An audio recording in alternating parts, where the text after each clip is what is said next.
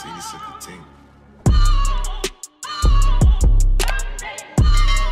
Ladies and gentlemen, welcome back. Episode 106 of Chart Talk coming right at you. Market's at highs, things are looking all good, but we're going to tell you why it might not be so good in the market outlook right now. So let's jump right into it. So we got the S&P trading at all-time highs. SPY ticked a new all-time high today. You know, everything looks rosy, but if we look under the hood a bit, which, you know, caused me to take a lot of profit and a lot of risk off the table last week, if we look under the hood, we're seeing a lot of damage. You know, if we look at the growth stocks in particular, I got the heat map up here right now. We can zoom in over here. You know, all these tech and these growth names are all getting taken out to the woodshed. We can look at the ARK funds, type up ARKK, and these guys are getting absolutely slaughtered. So it seemed like overnight. And and to couple that, you know, what's leading us up the market is just a few names. You know, Apple is killing it, all-time highs. Microsoft, all-time highs. A little reversal today, but Amazon got hit up today. But we're only seeing a few names lead this market up. We, of course, got a little bounce back today. Jerome Powell was renamed the Fed chair for the next 4 years, so the banks love that news. But other than that, we're seeing leadership narrow to just a few of the biggest stocks. And we saw this a few years ago when the FANG stocks just carried the market for an entire year, and the rest of the market was kind of in shambles that entire year, while the S&P and the NASDAQ continue to take new all-time highs every day because those names are so dominant in the market, their market caps are so much greater than any other stock that they themselves can carry the market higher. So we're beginning to see that action again. And when we see that action after such a feisty run where we were seemingly every breakout was working, we were talking about last week how we were at highs, and it felt like we were at highs because every breakout was working. It seemed like you were always getting paid in the breakouts. Mm-hmm. And now we're seeing that shift a bit to only a few stocks. So that's the clue I needed to take a lot of risk off the table. I want to keep money from this last month and a half run we've been on. So I've taken a lot of risk off the table the last few weeks. I think the market's just screaming big warning shot to us. And it's like overnight we saw a shift to the value stocks, which, the UPSs and things like that of the world are getting some love today, and retail sector and things like that. But I'm definitely much more risk off than I have been in the 6-7 weeks since, we've seen this run. What are you thinking over there? Yeah, so very similar. So even, again, you went over the SPY. I'm looking at the NASDAQ here, and in the big picture, I kind of drew like a little bit more of an easier way to follow along. So we saw, May to July, we saw like this 16% run up again. At that time, we were hitting new all-time highs. Everything looked amazing. We started to stall out, and then we kind of pulled back in and reset, and then we're on this next leg. And same thing, same 15, 16% move in a much faster period of time than the prior run-up. So that when you start to get these faster run-ups with less, kind of spots, proper pivot lows, they get extended, and when they do start to roll over, we kind of get that flush just as quickly. So I'm in the same camp as you, and even looking closer under the hood, if we look at some individual sectors, we have consumer staples. The main theme here with these next four sectors is they all, we're in a relative range. They all ran back up to their prior all-time high, and when it gets back up there, it looks amazing. But that's that prior retest where most investors now are looking to either get out for break even or to take some profits, and it just creates resistance when you're looking at it. You think it's going to go higher. So we saw this in the consumer staples. We saw it run up to its prior all-time high, and it started to pull back a little bit. It's still kind of holding up there. We saw it in the material sector, same thing. We were in this 20-point range. We ran up into that prior retest. The buyers got exhausted, and now it's still kind of showing us that's resistance. We saw that as well in the industrial sector. We got back up to that prior all-time high, pushed a little bit, but we're losing that momentum back at that retest. And lastly, the consumer discretionary sector, same thing. We had a 20% run up to new all-time highs, started to pull in, and now we're seeing this new retest forming. So again, same thing that Shake reiterated, just kind of seeing a little bit difference than what we saw last week, of where we were seeing a lot of the follow through. Now we're starting to see a little more indecision and maybe some profit taking, that it could make sense to be a little bit more defensive. Yeah, I love that. And usually when we see these sort of runs where the narrowship leaders and we're seeing so many names taken out to the woodshed, it's almost like the big money is unwinding and retail is going for the last hurrah. They're going to be all in, and then they're going to slam it on the retail. That's just what we've seen so often in years past. So I'm almost positioning for that. I have the most cash I've had in the active account I've had since I don't know, a long time, last few months for sure. So with that, where are we going? Best ideas? Yeah, we can go in top ideas. So I mean, like we've just talked about, I am definitely much more defensive. So my list of names that I'm really looking at has narrowed greatly. There's only a few names. Judging by today's action, where we're seeing the value stock get more love and things like that. This OMI, so a huge move on earnings, beginning to turn around today, turning this previous resistance area to new support. I'm looking for a support buy, maybe tomorrow through this 43 area. That one looks pretty good. This one isn't ready yet, this NIO, but it definitely woke up today huge. It's sitting in this massive macro pattern, and this is the electric vehicle stock, the Chinese one, NIO. So, we're seeing EV stocks get a lot of love, and this is sitting in this huge macro pattern. So once this is able to break above this last pivot high in this 44 area, I think this one goes on a major run. I don't think it's ready quite yet, but this is one I'm watching every single day. Another one is this MCHP. We look at this all-time high resistance. It was sitting in this channel forever, and now it's turning this. Really? You gotta say bye now, Bennett? Now's the time to say bye. Sorry, buddy.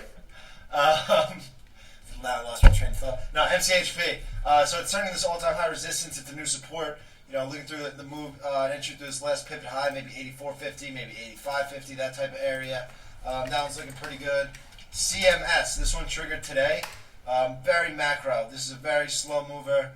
If you're in this one, definitely expect to stay in it for the long haul. But it's breaking out of this macro base right here, this little consolidation at support. That one's looking good for a swing trade.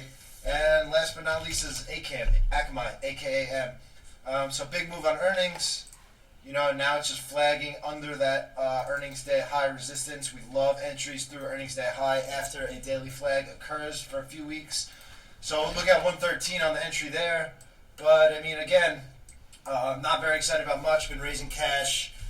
Definitely going to keep my eyes out for the next run, whatever that might be. But more hands off right now, and I'm very comfortable saying that after the run we've been on, and then coupled with the action we saw towards the end of last week. So no problems, taking my foot off the gas. What are you looking at over there? Yeah, I mean, even with that, I'm looking at the names that I have on my radar. There's 40 or so names, and I think last week the difference in the percentage moves would be the name could be up 5%, the best ones, and then they'd be in this up 1 or 2%, and maybe the name's down to 1 or 2%. And looking at it today, it's there's a few that are up. Most are kind of flat, and then there's 5 to 10, 10 to 12 that are all 4% or more down. Down 4%, down 5. Affirm down 9, Beam down 9, MD. A lot of these names much bigger percentage drops that we just weren't really seeing in the last couple of weeks. But again, a couple of names I'm looking at. We have this UPS. I know Shake, you were in this or looking at it. I'm looking at this eventually up through that 220. This is one we've been in for almost 6 months now from 160, so I'll look to add up in time through that. This Aflac, 58 in time, looks very good with some higher credit lows forming. Little dog walking in here. This HSY, Hershey's, 182, Blue Sky Breakout. And two other ones are this VECO, little earnings flag, keep it on it up through that 28 in time with some little $2 range.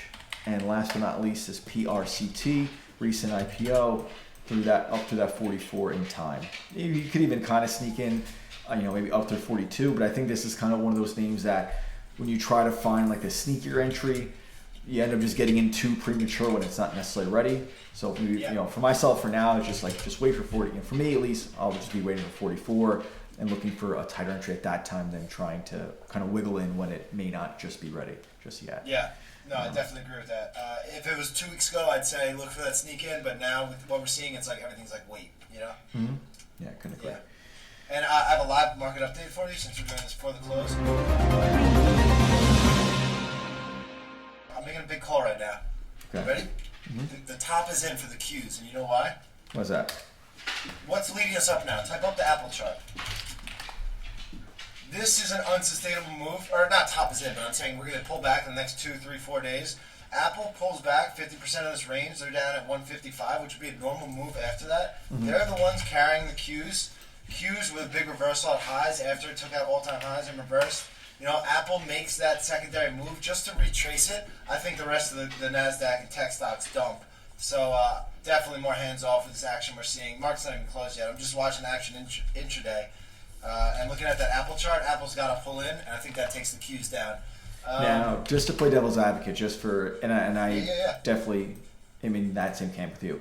But if I say top is in, I say for a week and a half. No, I know. No, I'm saying, but so if we compare, say, Apple in this relative move, and then say we look back at, say, AMD, October, we'll call it October 2029, that same ran into that prior high, kind of pushed up, looked super extended, expecting that, say 50% retracement, pulls back just a little bit, and then goes on that insane run that, again, no one really saw coming. And honestly, that is a great possibility because, out of all the places to put your money in this market, right now Apple looks the best, Not many things I want to buy, and this pulls into 155 or whatever that may be. I would probably look to buy Apple, even though it's still extended versus, everything else where it's not really getting that love. This is clearly getting a lot of institutional love. Big money is pouring into Apple. They announced that, like car news or whatever. So that could definitely happen. But I'm just thinking the next 3-4 days that pulls in, that's going to take the market down with it. But you're absolutely right. That could be the scenario B for sure. All right, cool. All right, man. So you want to get into some good and bad trades?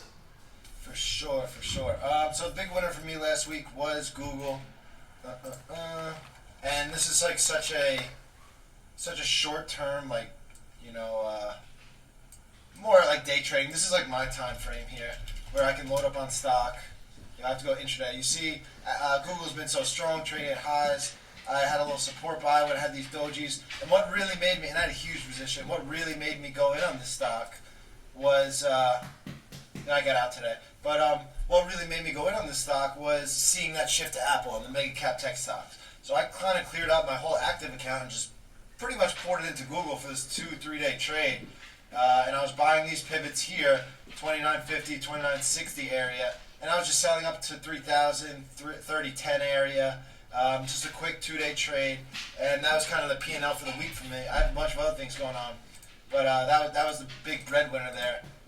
Just seeing that money pour into Apple and the mega cap tech stocks was such a glaring alarm to me. We see those names move so often together. Another one was this Well. So I originally bought this Well. This was the earnings move, and we bought it to this 86 high, and I just held on to my position, and then when it pushes, and I'm trading against this low, this earnings day low, and I'm looking for the bounce spot. So then, when it makes this pivot here against 83, and the next day, this is when the market was somewhat weak, and Well is a financial name, and it was just ripping. So I bought it through that last pivot high, and I was only selling it for like $2. So I was getting a little wary on the market last week, but some good P&L. I got some break even today at the 85 mark. I'm just not very confident on the market, but that one was some nice P&L. Roblox, I pretty much sold all. Oh no, I did sell all on when was that? 11/18. So with these candles on the interactive brokers charts, it doesn't look that extended. But if we look on a trading view chart, we were buying this area right here.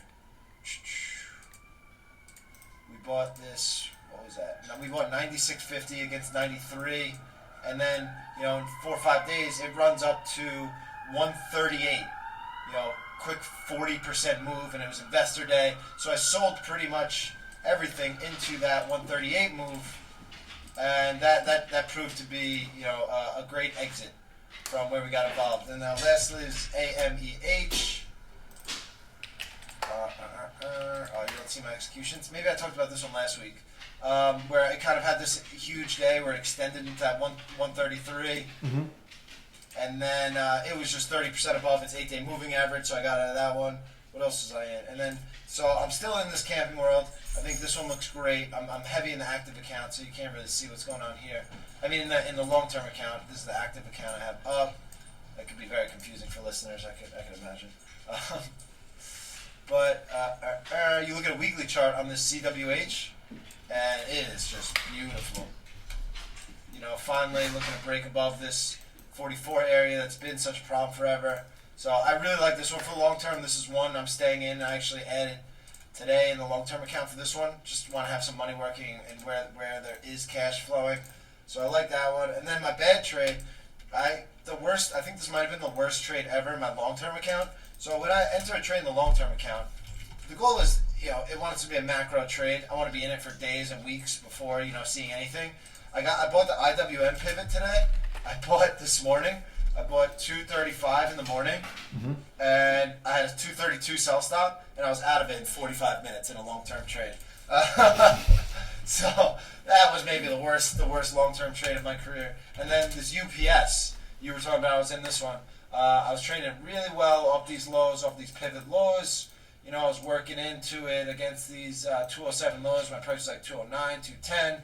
So I'm hitting it. I'm waiting for the ad, and then you can see it pushes me out in this 209 area, and then where we look at where it's at today, that 211 mark, and it just looks like it's still working on this macro flag. Still looks great. I don't have any stock in it, so that was the bad trade of the week for me.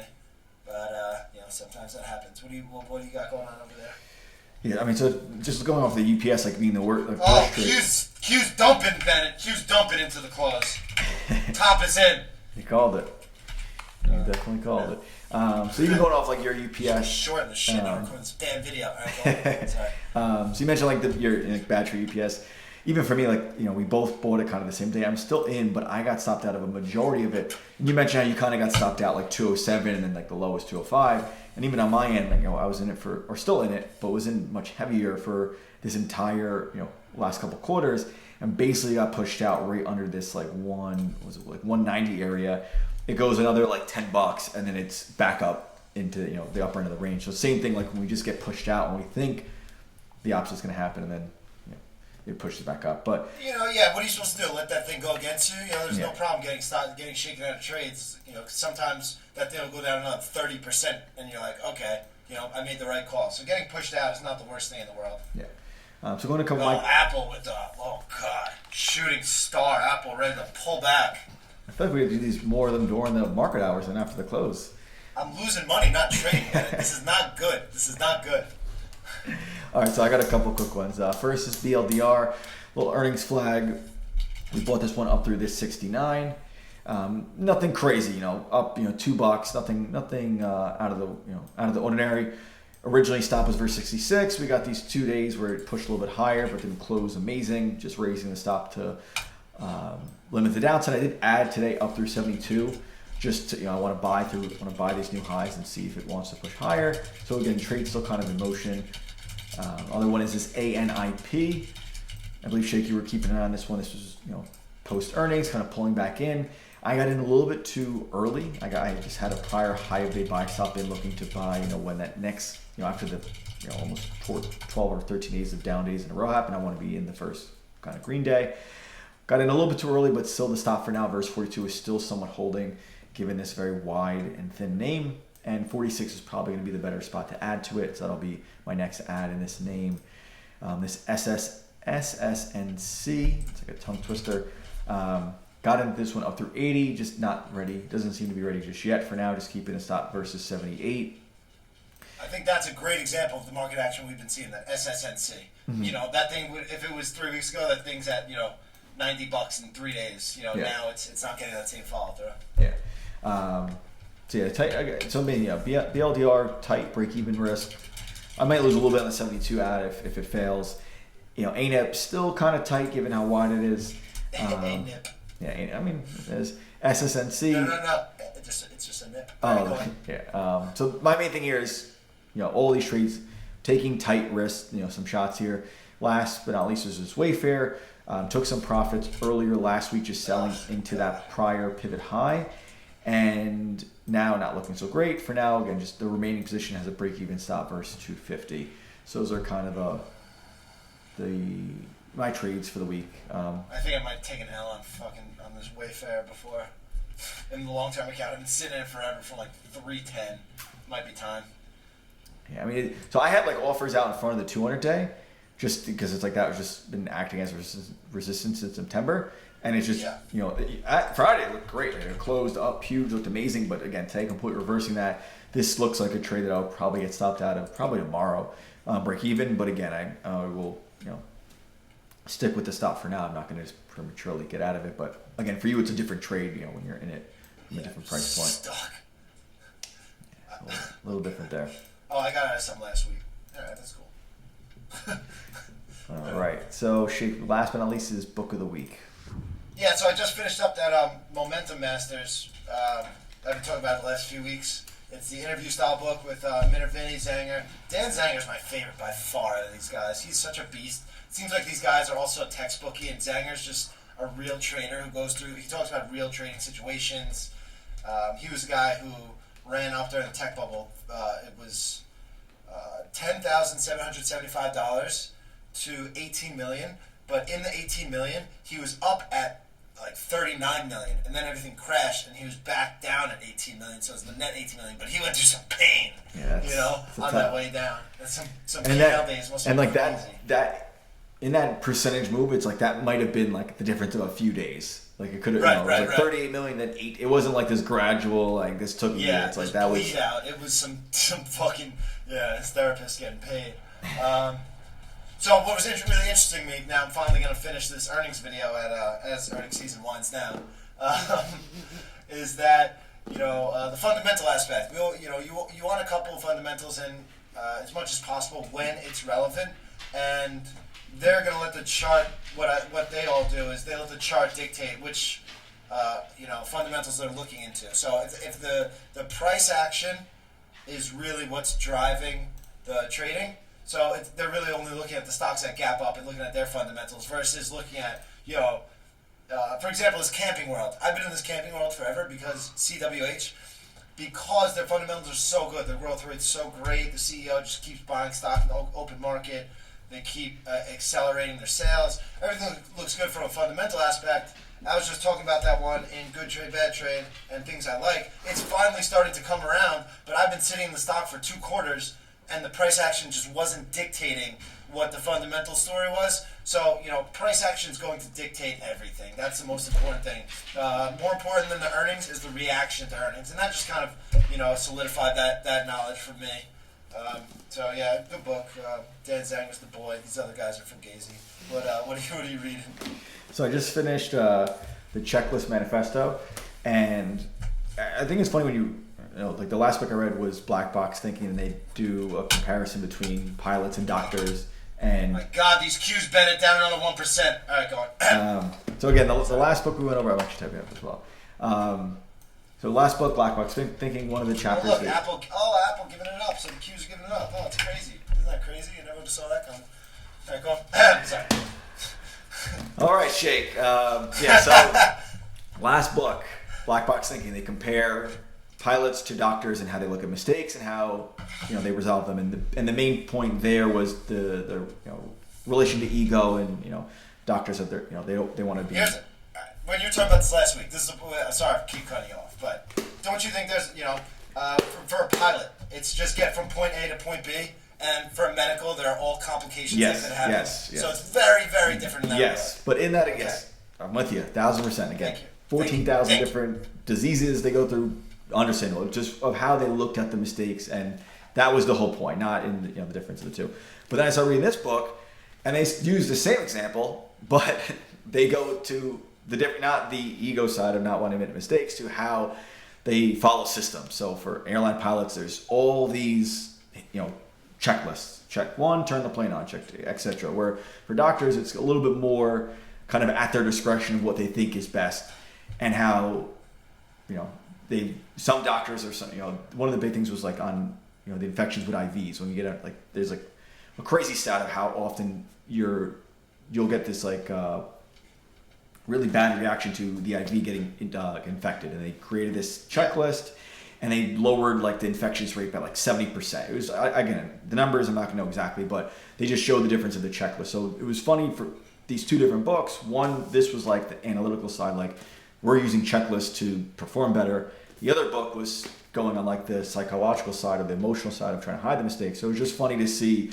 again, completely random books. I didn't read them in any particular order, but it's just kind of funny, that they kind of both had similar examples and looking at them from different, left side versus right side of the brain type of stuff. Right. But again, both very good books. I think the Black Box Inc. will be the next book of the month that we're going to send out. So very good books recently.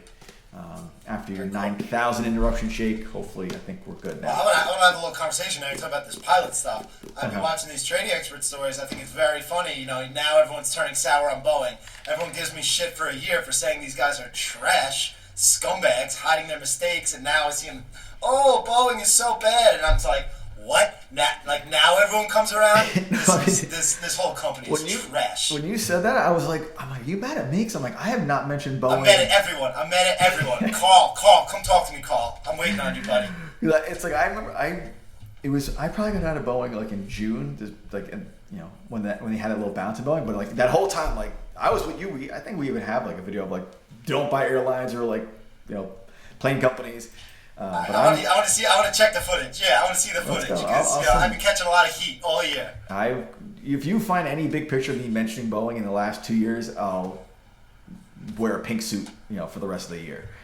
Damn, you don't. Now I see. Now you're throwing shots, huh? Because I got the pink suit. All right, I bet it. Okay. All right, I see where this is going. Okay. I mean, you gotta pull that pink suit out. Next week, I got you. How about this? If you don't finish the earnings video by next Chart Talk, you got to wear the suit. All right, so I'll see you guys next week in my pink suit. I have a nice little green turtleneck for you. All right, I think we're done. Well, I got nothing else. Let's get out of here. Folks, give us maybe a like, comment, and ask a question. I don't know anymore. We'll see you guys next week. Chart Talk 107. 106 in the books. 107 next week. See you then.